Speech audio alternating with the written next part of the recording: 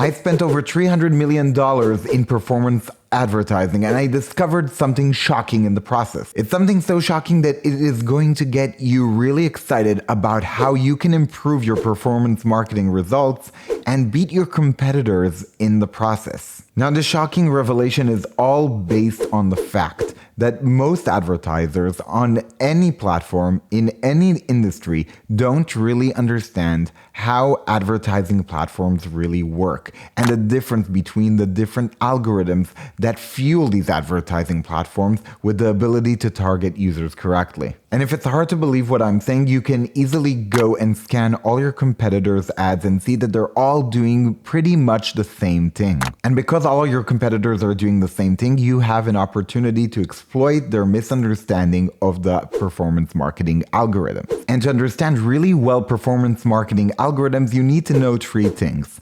You need to know ad creatives, you need to know landing pages, and you need to know targeting. But the most important of all is ad creatives, and that's where most of your competitors are failing. In this video, I'm going to reveal the 5 questions you need to ask yourself in order to create the best ad creatives you have ever done and to beat your competition in the process. The first question you need to ask yourself is the question that most of your competitors doing performance marketing completely skipped.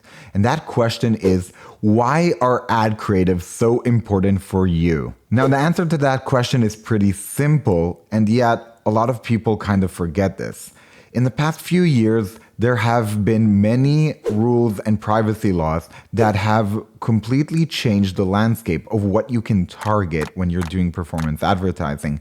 And as time went by, less and less capabilities are available for advertisers. If you've ever advertised on Facebook or Google in the past, you know that there are less capabilities available for you when it comes to targeting. Therefore, creative became the most important element when you're running performance advertising campaigns. Now, even though there are many targeting capabilities that don't exist anymore, the ad tech industry in general has managed to kind of mitigate these losses, and you're still able to advertise effectively. And even though these targeting capabilities are never coming back, the ad tech industry always finds a way, but this way will be based on what creative you are going to create.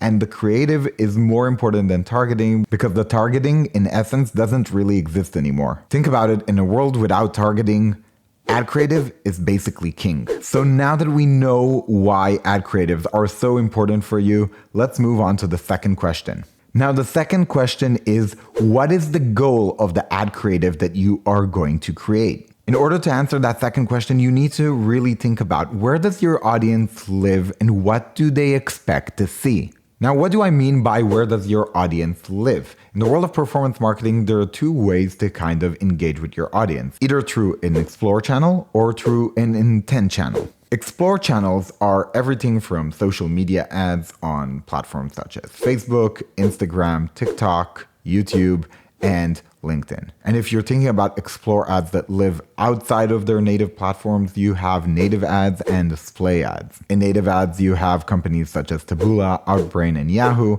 and in display ads, you have companies such as Google. In the world of intent, there are not many options. You basically have Google search, Bing search, and question and answer sites such as Quora or Stack Overflow. Now, once you get a really great understanding where your audience lives, you can start thinking about which kind of creative fits the platform you're about to advertise on. If your audience is on an explore platform, you have to think about how to catch their attention and delight them with creative. And when it comes to intent, most of your creative is based on copy because most intent platforms don't have a lot of creative options. In the explore realm, there is a huge difference between a display ad, a video ad, and a native ad. And you have to think very carefully where your audience may live in the explore world, because you will need a different ad creative for every type of platform, and you don't necessarily want to advertise on every type of platform because you don't have your audience in the same mood between the different platforms. While social media feeds might be a very personal experience, native advertising is very impersonal because you are surfing a website that doesn't have much data on you, and you're really in complete explore mode where you don't know what you're going to see, especially if you're on a site that covers news and topics that are getting updated on an hourly basis. Remember that the mindset and where your audience lives will also affect if you can run an ad that is just static or you need an ad that is showing motion and is a video ad. You really want to understand where your audience lives, also because you don't want to waste time and money creating the creatives that are great for your audience but don't match the platforms you're trying to engage with them on. The third question is, how many resources do you have to produce a creative? Now, before I move to the third question, it's really important to also ask yourself inside that second question, what does your audience expect to see? Do they expect to see something that is promotional, informational, or professional? These are three different routes you can take inside that second question. You have to think about not only where your audience lives, also where the audience wants to go to from where they are right now. Because if they are in a mode that is not really informational, they might not want to go through that informational rabbit hole. But let's say your user is on LinkedIn and they're consuming professional content. Then you might be able to take them down the informational or professional route and offer them either an ebook or to sign them up for a course or for a webinar. But if they're on Facebook or Instagram, they might need something that is less heavy in terms of content consumption or in terms of an onboarding process. Because your audience is in a different set of mind between different platforms, you have to be ready with a different set of creatives to match every platform. Now, this leads me to the third question. How many resources do you have for creatives? How much money and manpower do you have at your disposal for creating great ad creatives? Because in the world of performance marketing, as I said, ad creative is king. And if you want to be king, you're going to need a big army. And that army is usually the people with the skills to do creatives and the money to create them in case you don't have the people with the skills. You might need to go the outsourcing route and go to Upwork or a different freelancer that you found references on. The different type of people you need in order to create creatives are either designers, video editors, and visual effects specialists. In some scenarios, when you're doing a production from scratch, you might need a studio and some people to take photos and film. If you are going to do performance advertising that is more video-based, remember that most platforms start ads on mute and that you have to really think about what people are going to hear in the audio once they watch the ad and unmute. Now, all I gave you right now is just a list of the creative people you need in the process, but you have to have analytical people in the process too. And that is another resource that you need to be ready to have. Now, after I listed all the creative resources that you need in this process, you also need analytical resources, and that means analysts and campaign managers. Analysts and campaign managers is what empowers you to take a great creative all the way to scale. These are the people who are in charge of also optimizing and giving insights back to the creative team in order to do another iteration of great creatives. Once you understand how much resources you have at your disposal, you will know how to compete against your competitors, because if you have a low amount of resources and you try to copy your biggest competitor that has a lot of resources, you're going to lose. By identifying the amount of resources that you have, you will know which type of ads you should run and how much. Because if you don't have a lot of resources, you're going to want to go for advertising that is evergreen in nature, meaning that you create something really good, but you let it run for a long time because there's no real expiry date on what you're running. Now, if you have a lot of resources, you might want to go for the strategy that kind of overwhelms the users you target with different ads and a variety that all the time keeps your audience on their tippy toes, kind of waiting to see what is the next ad you're about to show them, and it will create an intrigue if they are the relevant audience and they are interested in what you have to offer. So let's recap a bit. We know 3 things that your competitors are probably not asking themselves. They're not asking what is the importance of an ad creative. They're not asking what type of ad creative should they run and where their audience lives in relation to that ad creative they want to choose. And they're not asking themselves what type of resources do they have in their disposal and what type of strategy and tactics should they run in order to match their resources.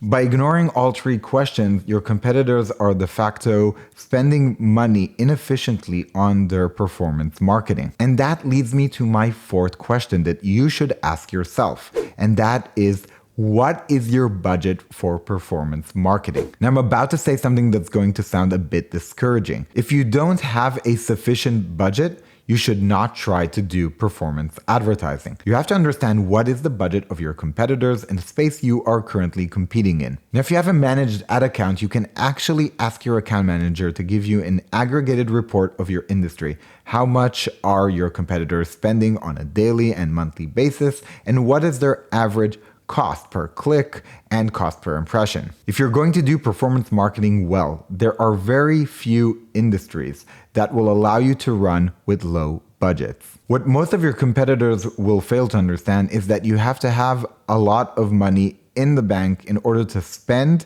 in order to have the algorithms learn.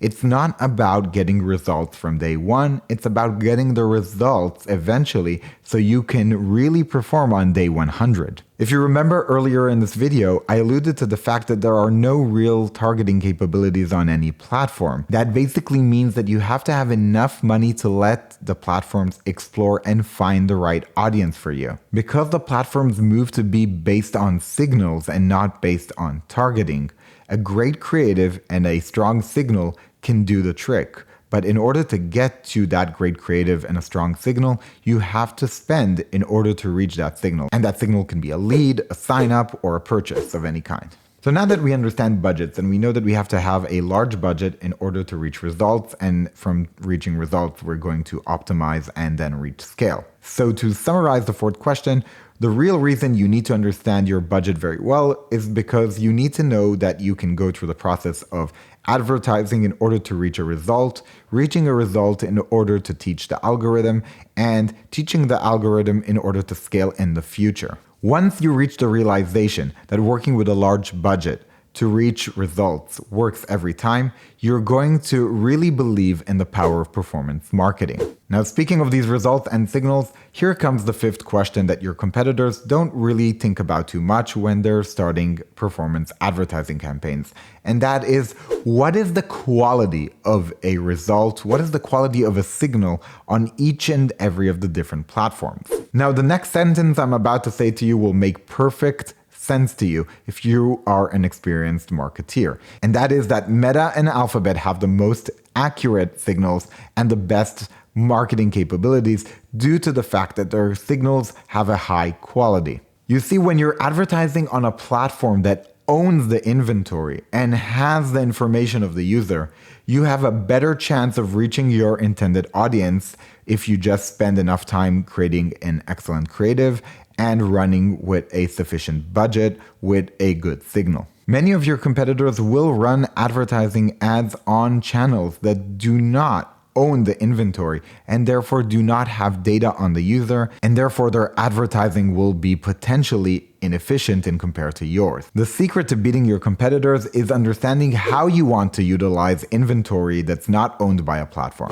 Because if potentially your audience is on all the different channels in Explore and Intent, you need to really understand how you're going to differentiate yourself from the different platforms and to reach the audience when you have a lot of information on them, and when you reach the audience when you don't have much information. When you have a lot of information, you can run with certain ad creatives that you might not be able to run when you don't have a lot of information. Now, an important note, you as an advertiser never really have the information. The platform you're working on is saving it, but you don't really get access to it. And to be honest, it doesn't really matter because all you need is aggregated data in order to target efficiently on performance marketing platforms. Now that you know how to answer these 5 questions, you're in a great position to never waste money when you're running performance marketing ads. And that puts you in a great position to beat your competition because you're always going to stay in the race. And when you are in the race, you can optimize to be better day after day.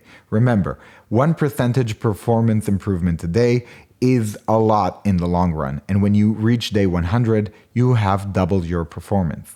Once you see that all your competitors are doing pretty much the same thing, you can ask yourself logically. Are they all doing so great if they're not doing something different from each other? It's also great to remember that platforms that own their user base will have less bots on the platform, while platforms that don't own the user base and are advertising on inventory that is not under their ownership might have more bots because it is more easy to manipulate inventory that you can't see all of what's happening on it. In short, social media platforms might have less bots if there's a full profile for a user, and applications or websites might have more bots because the advertising platforms can't regulate users they can't control. Important note in related to budgets and results, you need to understand, do you have enough of a budget to leave the learning mode of each platform?